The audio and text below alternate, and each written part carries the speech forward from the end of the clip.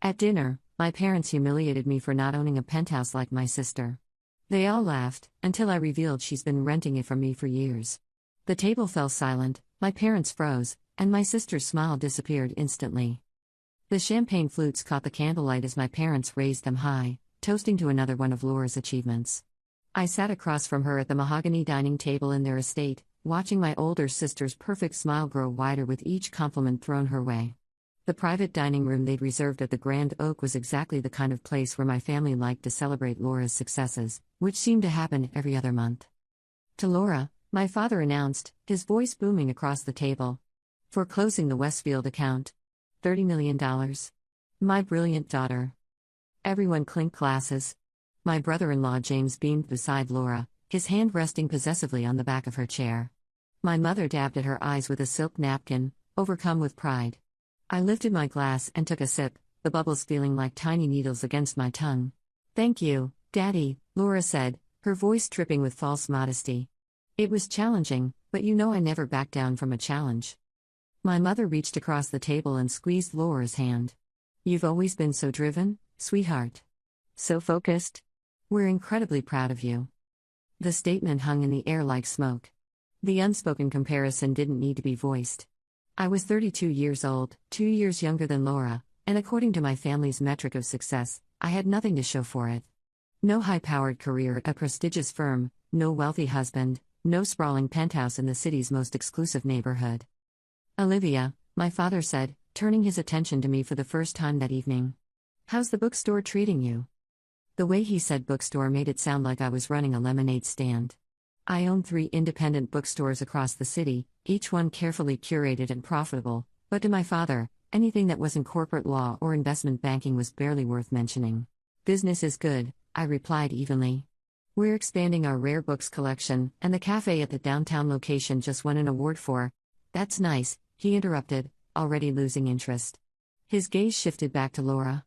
"Speaking of downtown, how's that penthouse of yours? Still the crown jewel of Morrison Tower?" Laura's eyes sparkled. "Oh, it's wonderful. We just had the interior designer redo the living room. Italian marble, custom furniture from Switzerland. The view alone is worth every penny." "Every penny," my mother echoed, sighing wistfully. "I tell everyone about it. My daughter lives in the most sought-after building in the entire city. Do you know the waiting list for Morrison Tower is 3 years long?" 5 years, Laura corrected smugly. "They updated it last month." James nodded, playing his supporting role perfectly. "We were very fortunate to get in when we did. Right place, right time." My mother's gaze drifted to me, and I could see the calculation behind her eyes. The comparison was coming. I braced myself. "Olivia, where are you living these days? Still in that little apartment in Riverside?" The neighborhood name came out like an insult. Riverside wasn't fashionable or trendy. It was a quiet area with tree-lined streets and families who'd lived there for generations. My apartment was a renovated loft above one of my bookstores, spacious and filled with light, but it wasn't a status symbol. "Yes," I said simply. "Still renting, I assume?" my father asked, cutting into his steak with more force than necessary. "I own the building, actually." My mother waved her hand dismissively. "The building with a bookstore, yes. But you live above a shop, darling. It's not quite the same as owning real property." Laura leaned forward, her smile sharpening. "Mom's right. I mean, it's great that you have your little business, but living above it? That's basically like never leaving work. James and I have complete separation between our professional and personal lives. When we come home to Morrison Tower, we leave all the stress behind. The penthouse is our sanctuary," James added, perfectly on cue. My father refilled his wine glass, already on his 3rd pour of the evening. "You know, Olivia, if you'd gone to law school like we suggested, you could have had a career like Laura's. You'd be able to afford something better than a studio apartment in a second-rate neighborhood."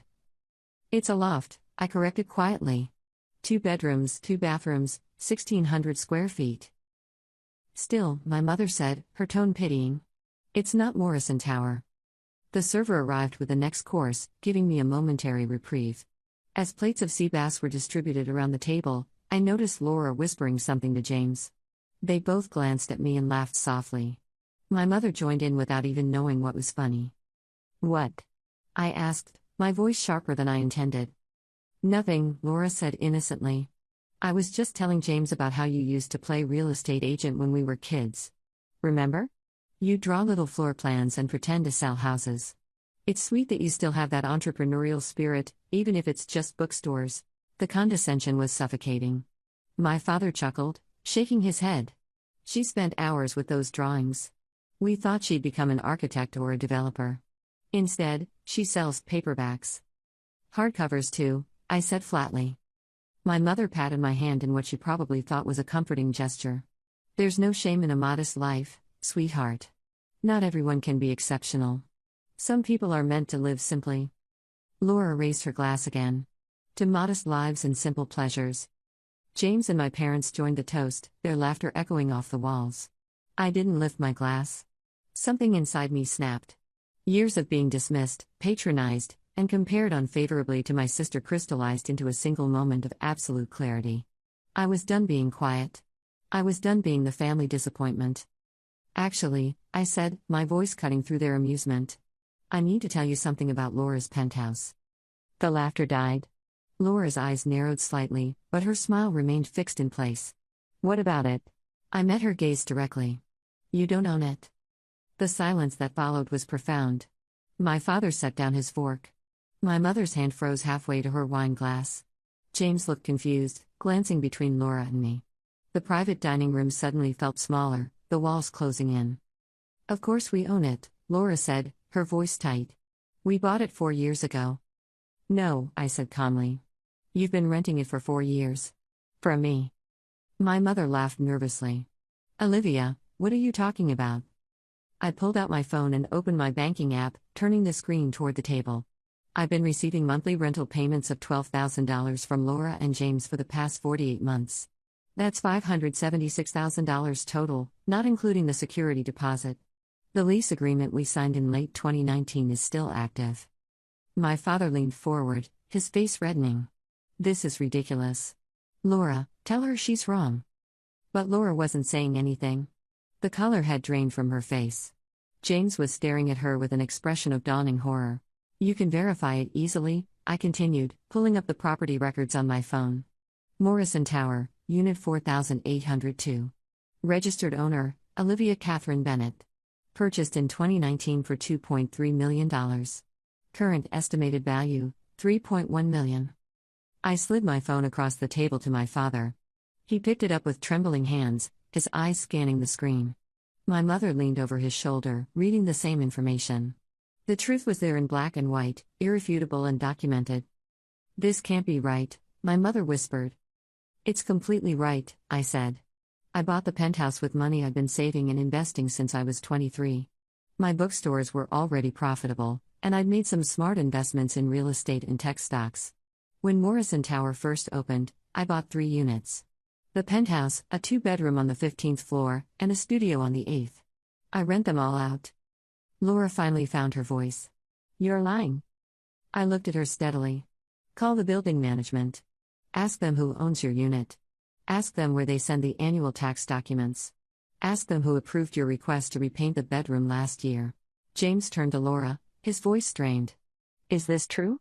Have we been renting this whole time? I've been paying half of what I thought was a mortgage for 4 years. We can discuss this later, Laura hissed. No, my father said, his voice hard. We'll discuss it now. Laura, did you tell us you owned that penthouse when you were actually renting it? Laura's perfect composure cracked. It's complicated. It's not complicated, I said. 4 years ago, you came to me in private. You said you wanted to live in Morrison Tower but couldn't afford to buy. You begged me not to tell Mom and Dad because you didn't want them to know you couldn't afford it on your own. You asked me to let you rent the penthouse and promised you'd eventually buy it from me when your finances improved. My mother gasped. Laura, you told us you'd bought it with your signing bonus from the firm. She did receive a signing bonus, I said. $75,000. The penthouse was worth $2.3 million. The math doesn't work. James pushed back from the table, his chair scraping loudly against the floor. You told me your parents had helped with the down payment. You said we owned it. We might as well own it, Laura said desperately. We've been paying for it for 4 years. You've been paying rent, I corrected. Which is not the same as paying a mortgage. You don't build equity with rent. You're not the legal owner. You're a tenant. My father's face had gone from red to purple. Do you have any idea how many people we've told about your penthouse? My colleagues, our friends, everyone at the club? I've been bragging for years that my daughter owns a penthouse in Morrison Tower. I do own a penthouse in Morrison Tower, Laura snapped. It just happens to technically belong to Olivia. Technically? My mother's voice rose to a shriek. Either you own something or you don't. The other diners in the restaurant were starting to notice our table. A manager appeared at the edge of the private dining room, concern written across his face. My father waved him away with an angry gesture.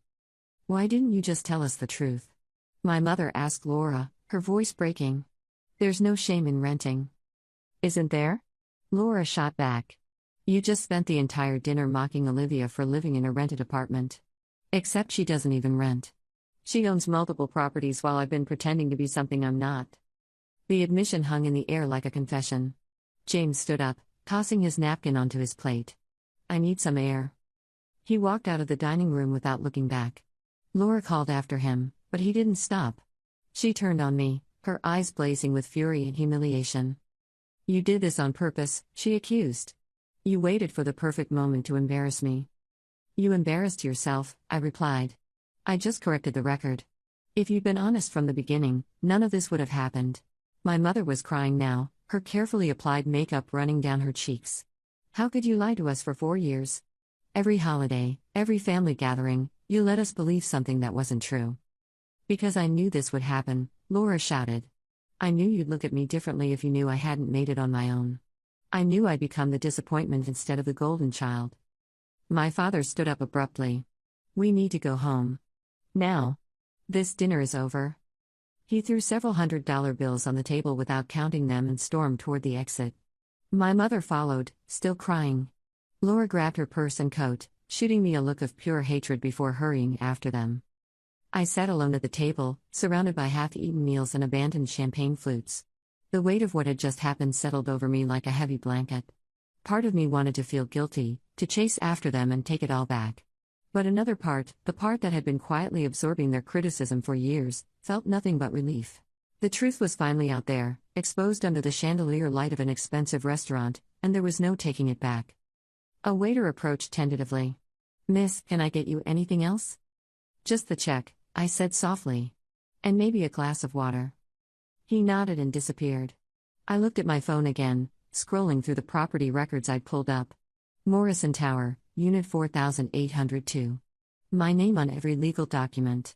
The proof had always been there, just waiting for the right moment to surface. Or maybe the wrong moment, depending on how you looked at it.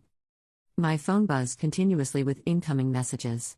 I opened the thread from Laura first. Beyond her initial accusation, she'd sent a dozen more texts. You had no right to humiliate me like that. James won't even look at me. Do you have any idea what you've done to my marriage?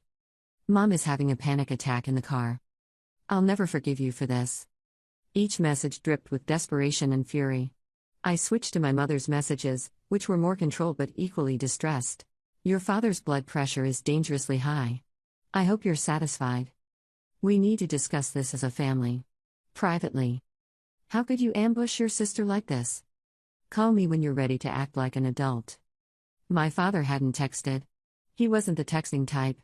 When he was angry, he preferred to deliver his disappointment in person, with the full weight of his presence behind every word. I'd be hearing from him soon enough. The waiter returned with my water and the check. I paid with my credit card, the same one I used for all my business expenses. The same one that covered the mortgage payments on 3 properties in Morrison Tower, 2 commercial spaces that housed my bookstores, and the renovated warehouse I'd recently purchased with plans to open a 4th location. My portfolio was extensive, carefully built over nearly a decade of strategic planning and disciplined saving. Every property I owned had been chosen strategically, researched thoroughly, purchased at the right moment in the market. I'd started small, with a modest inheritance from my grandmother that my parents had dismissed as insignificant. $20,000. They'd suggested I use it for a down payment on a sensible sedan.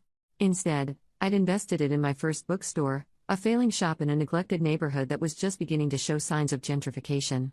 I'd been 23, fresh out of college with a degree in English literature that my parents had barely tolerated. They'd wanted me to go to law school. Laura had gone to law school. Why couldn't I be more like Laura? The irony wasn't lost on me now. That first bookstore had been my laboratory. I'd worked 16-hour days, learning everything about retail, inventory management, customer service, and community building. I'd hosted author readings in the evening, created a loyalty program, partnered with local schools and book clubs. Within 2 years, the shop was profitable. Within 3 years, I'd saved enough for a down payment on the building itself. My parents had never asked about the details. They'd attended the grand reopening once, stayed for 20 minutes, made polite comments, and left early to attend a fundraiser for Laura's law firm. My mother had suggested the bookstore was charming in that tone people use when they mean quaint but ultimately insignificant. The second bookstore had come 3 years later, in a trendy arts district that was attracting young professionals. This one had a cafe attached, serving artisanal coffee and locally baked pastries. It became a gathering place, a community hub. The profit margins were better than the first location. I'd hired a manager for the original shop and split my time between the two. By then, I'd started investing in real estate more seriously. The money from the bookstores was steady, but the real wealth came from property appreciation.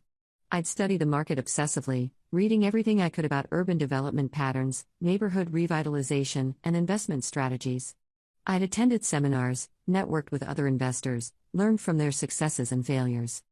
When Morrison Tower was announced, I'd recognized the opportunity immediately. The building was going up in a neighborhood that was transforming, backed by developers with a track record of successful projects. The presale prices were high but not unreasonable for investors willing to bet on the area's future. By this point, I had substantial equity in my properties and strong cash flow from both bookstores. I'd done the math, run the projections, consulted with a financial advisor who specialized in real estate investment.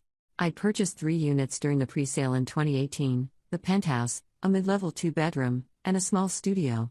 The total investment had been significant, requiring me to leverage my existing properties and structure the financing carefully. But the numbers made sense. The rental income would cover the mortgage payments with room to spare, and the properties would appreciate significantly if the neighborhood developed as projected. It had been the biggest risk of my life. My financial advisor had cautioned me about over-leveraging, about putting too many eggs in one basket. But I trusted my research and my instincts. And I'd been right.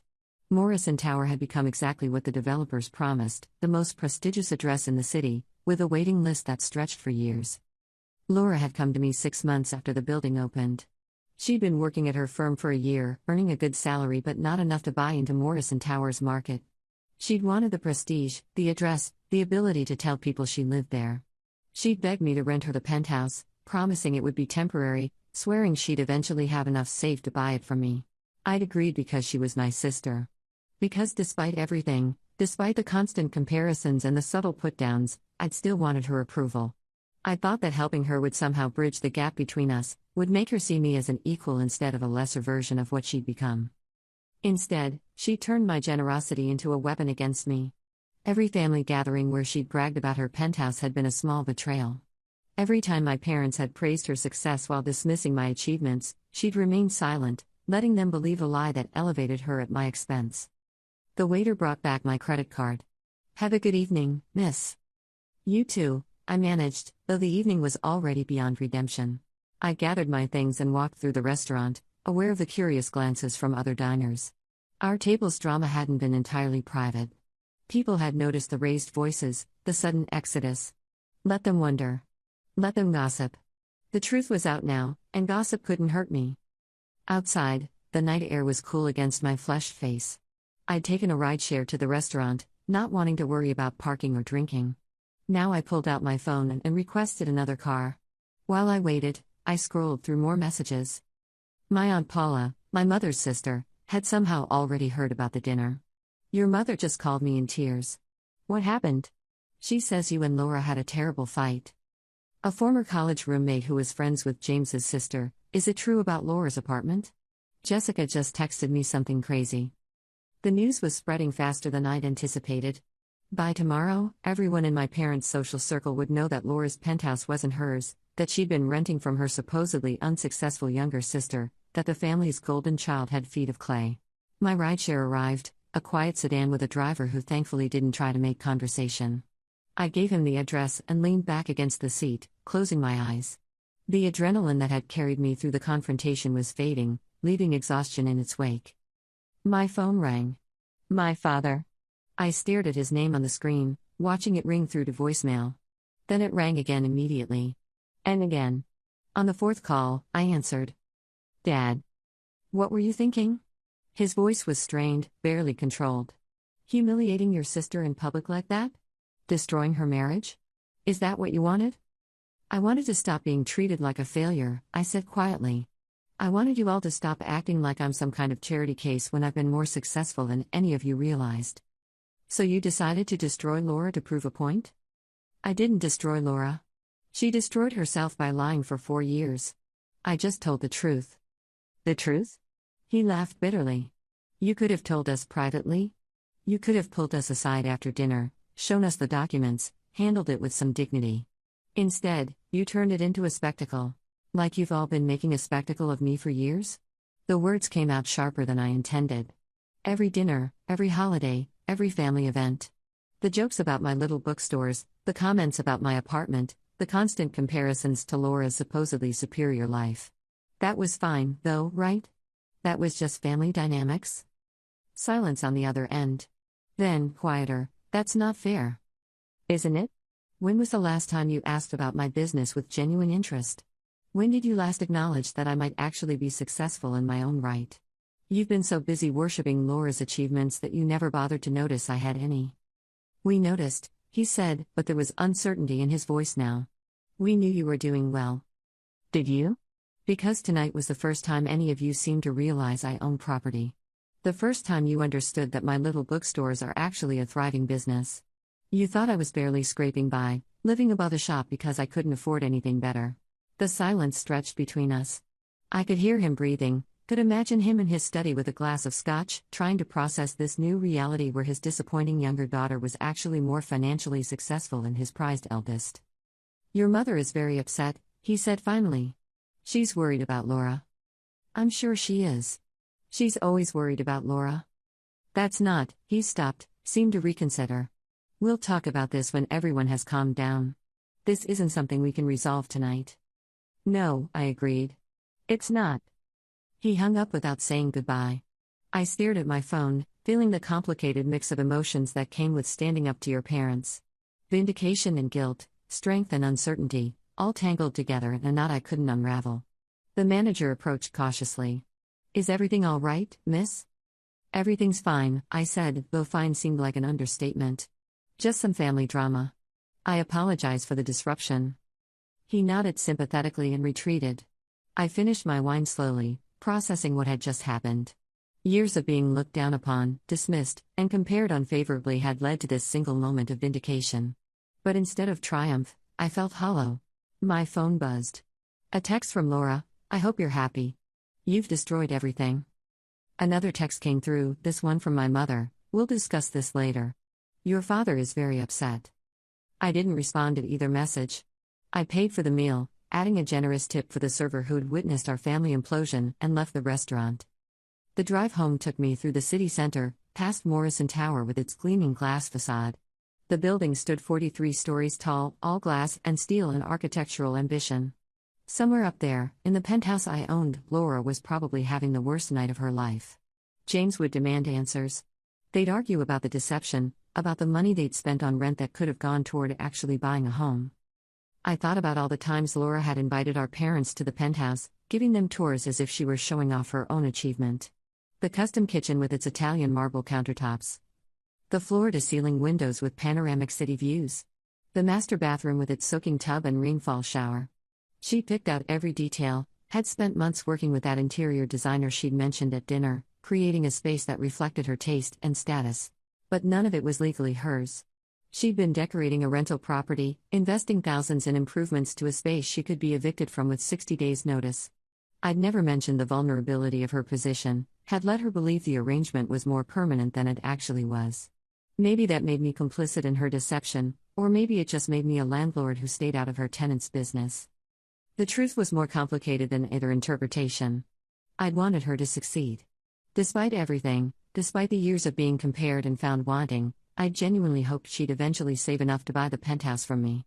I'd even offered her a discount once, 2 years into the lease, suggesting she could purchase it for less than market value if she could arrange financing. She'd gotten angry at the suggestion, accused me of pressuring her, said she'd buy it when the time was right. The time, apparently, had never been right. Or maybe she'd never intended to buy it at all. Maybe the rental arrangement had been perfect for her because it allowed her to live in Morrison Tower without the financial burden of actually owning the property. She got the prestige without the responsibility, the status without the risk. My phone rang as I pulled into the parking garage beneath my building. It was my father. I let it go to voicemail. Then my mother called. Voicemail again? Then Laura. I turned off my phone entirely. The parking garage was quiet at this hour, my footsteps echoing as I walked to the elevator. The building was old by the city's standards, built in the 1920s and renovated in the early 2000s. When I bought it, the ground floor had housed a failing bookstore and the upper floors had been divided into cramped, outdated apartments. I'd seen potential where others had seen only decay. The renovation had taken 8 months and required careful financial management. I'd worked alongside the contractors, learning about load-bearing walls and electrical systems and plumbing codes. I'd made decisions about every detail: the exposed brick walls, the original hardwood floors refinished to their former glory, the industrial-style lighting that highlighted the building's bones while adding modern functionality. The bookstore had been completely reimagined. I'd knocked down walls to create an open, flowing space. Added the cafe in the back corner, with its vintage espresso machine and mismatched comfortable chairs. Created a children's section with a reading nook and regular story hours. Installed floor-to-ceiling shelves built by a local craftsman who specialized in reclaimed wood. My apartment above took up the entire second floor. What had been 4 separate units became one expansive loft with soaring ceilings, original exposed beams, and windows that let in light from 3 directions. I kept the layout open except for the 2 bedrooms and bathrooms, creating a space that felt both vast and intimate. My parents had visited exactly once, shortly after I completed the renovation. They'd walked through quickly, making polite observations, clearly uncomfortable with the industrial aesthetic and the location. My mother had wrinkled her nose at the cafe below, worried about the smell of coffee seeping into my apartment. My father had questioned the wisdom of living where I worked, suggesting it would make it impossible to ever truly relax. Laura hadn't visited at all. She'd claimed to be too busy, her schedule too demanding. But I knew the real reason: my loft, for all its space and character, couldn't compete with Morrison Tower's prestige. It didn't have a doorman or a concierge. It didn't have a gym or a rooftop pool. It was just a renovated space above a bookstore in an unfashionable neighborhood, and that wasn't worth her time. Inside my loft, I poured myself a glass of wine and sat by the window overlooking the quiet street below. My space wasn't flashy or impressive by my family's standards, but it was mine. Every book on the shelves, every piece of furniture, every painting on the wall reflected my choices and my taste. There were no lies here, no pretense. The next morning, I woke to 47 missed calls and countless text messages. My father wanted to meet for breakfast. My mother insisted we needed to talk immediately. Laura alternated between rage and pleading, demanding I fix what I'd broken. I didn't respond to any of them. Instead, I went downstairs to my bookstore and opened for business. Customers came in throughout the day, browsing the shelves, asking for recommendations, settling into the cafe with their laptops and lattes. This was real. This was solid. This was success that didn't require anyone's approval but my own. Around noon, James showed up. He looked terrible, like he hadn't slept. I met him in the cafe section, away from the other customers. "I need to understand something," he said without preamble. "Did Laura know from the beginning that she was renting from you?" "Yes," I said honestly. "She came to me specifically because she knew I owned the property. She asked me not to tell anyone, especially our parents. She said it would be temporary until she could afford to buy it." James rubbed his face with both hands. "She told me her parents had loaned her money for the down payment. She showed me documents, closing papers. Everything looked legitimate." "They probably were legitimate rental agreements," I suggested. "She just passed them off as mortgage documents." He laughed bitterly. "I've been telling my family we owned it. My parents visited last Christmas. They were so impressed. They thought we'd really made it." He paused, looking at me with confusion. "Why did you wait so long to say something?" "I didn't plan to say anything at all," I admitted. But last night, listening to them tear me apart while praising Laura for something I actually accomplished, I couldn't take it anymore. I'm tired of being treated like the failure when I've been successful on my own terms. James nodded slowly. I get it. For what it's worth, I think what you've built is impressive. These bookstores, your investments, the way you've handled yourself. Laura talks about you like you're barely scraping by, but that's clearly not true. It never was true, I said. But it fit the narrative they wanted. Laura is the successful one. I'm the creative dreamer who never quite made it. Except I did make it. I just did it quietly. James left shortly after, saying he needed time to think. I didn't know if he and Laura would survive this revelation. Their marriage had been built partly on a shared image of success, and that image had turned out to be a hologram. For 3 days, I ignored my family's attempts to contact me. Then, on the 4th day, my father showed up at the bookstore. He looked older than I remembered, the lines around his eyes deeper. He asked if we could talk privately. I led him to the small office in the back. Your mother is devastated, he began. I'm not apologizing, I said before he could continue. I didn't do anything wrong. Laura lied to all of you for 4 years. I simply told the truth. He sighed heavily. I know. We've had several difficult conversations with your sister. She's admitted everything. The lies, the deception, the way she manipulated the situation to maintain appearances.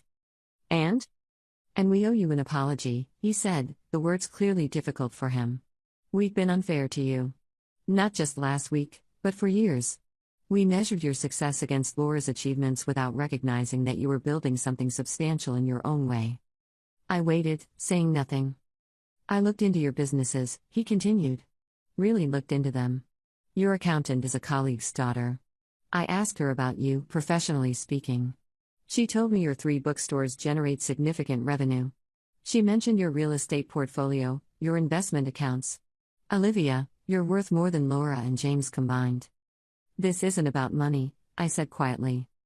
I know. It's about respect. And we failed to give you that. He looked around the office, taking in the organized chaos of inventory lists and author event schedules. You built this from nothing. Laura had every advantage we could give her, and she still couldn't make it without lying about her circumstances. You asked for nothing and accomplished everything. The apology felt strange, uncomfortable. I'd spent so long being the disappointment that I didn't know how to process being seen as successful by the man whose approval I'd stopped seeking years ago. Where do we go from here? I asked. I don't know, my father admitted. Your mother wants to have a family dinner. A real one, where we actually talk honestly. Laura has something she wants to say to you. James has moved out temporarily. He's staying with his brother while they figure things out. I don't need Laura to say anything, I told him. Her apology won't change what happened. The words she said, the way she treated me, that's all still real. You're right. But maybe we all need to start somewhere. He stood to leave, then turned back. For what it's worth, I'm proud of you. I should have said it years ago. After he left, I sat in my office for a long time, staring at the wall. Vindication felt different than I'd imagined. Less satisfying, more complicated. I'd proven my point, but the cost was my family's carefully maintained facade shattering into pieces. My mother called that evening. Her voice was subdued, lacking its usual imperious tone. Will you come to dinner on Sunday? Please. Just family. No agenda, no drama. We need to talk. I'll think about it, I said. Sunday arrived with gray skies and the promise of rain. I almost didn't go. But something pulled me toward my parents' house, some need for closure or understanding. When I arrived, the atmosphere was subdued. No champagne, no celebration. Just the 5 of us around the kitchen table instead of the formal dining room. Laura looked terrible. Her eyes were puffy, her usually immaculate appearance disheveled. James wasn't there. My mother had made pot roast, comfort food instead of the elaborate meals she usually prepared. Thank you for coming, my mother said as we sat down. We ate in silence for several minutes before Laura finally spoke. I'm sorry. Her voice cracked. I'm sorry for lying, for letting everyone believe something that wasn't true, for treating you like you were less than me when you'd actually been the one helping me. Why did you do it? I asked. Why not just be honest? Because I couldn't bear to fail, she admitted. My whole life, I'd been the successful one. The achiever. The one who did everything right. When I couldn't afford Morrison Tower, I felt like I'd failed at being Laura. So I lied. And then I had to keep lying, and it spiraled. My father cleared his throat. We put too much pressure on you. Both of you. We created an environment where success was measured by narrow metrics. Law degrees, corporate positions, expensive real estate. We didn't value different kinds of achievement. You taught us that appearances mattered more than truth, I said. Laura learned that lesson well. We did, my mother acknowledged, tears forming in her eyes. And we're sorry. To both of you. The conversation stretched into the evening. We talked about expectations and disappointments, about the ways families can damage each other even with good intentions. Laura admitted she'd been jealous of me for years, envying the freedom I had to pursue what I loved while she felt trapped by expectations. I thought you had it easy, she confessed. No pressure, no demands. But you were building something real while I was building an illusion. It wasn't easy, I told her. Every family dinner where you got praised while I got pitied hurt. Every comparison, every dismissive comment about my choices, all of it hurt. But I kept going because I believed in what I was doing. Laura nodded, wiping her eyes. James and I are going to counseling. Individual and couples? He feels betrayed, understandably. I don't know if we'll make it through this. What about the penthouse? I asked. We're moving out at the end of the month. We can't afford to keep renting it, and staying there knowing it's yours feels wrong now. She paused. Are you going to rent it to someone else? Probably. It's been a solid investment. A ghost of her old smile appeared. Of course it has. You always were smarter about money than me. I just hid it better. The evening ended without dramatic reconciliation or tearful embraces. But there was an understanding, a foundation for something more honest than what we'd had before. My parents asked about my bookstores, actually listening when I talked about upcoming author events and expansion plans. Laura asked questions about real estate investment, genuine curiosity replacing her usual condescension. As I drove home, I realized that exposing the truth had been necessary, even if it had been painful. The perfect family image my parents had cultivated had been poisonous, breeding resentment and deception. Maybe without it, we could build something real. 3 months later, Laura and James separated officially. She moved into a modest apartment in Riverside, ironically just a few blocks from my loft. We started meeting for coffee occasionally, awkward at first but gradually more comfortable. She'd left her high-pressure firm and taken a position with better hours and less stress.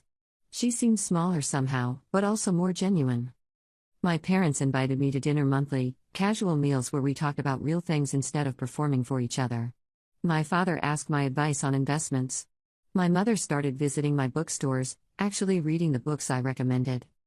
The penthouse in Morrison Tower was rented to a young couple who worked in tech. They paid on time and took good care of the place. I sometimes drove past the building at night, looking up at the lit windows, reminded of the dinner where everything changed. My life didn't look different from the outside.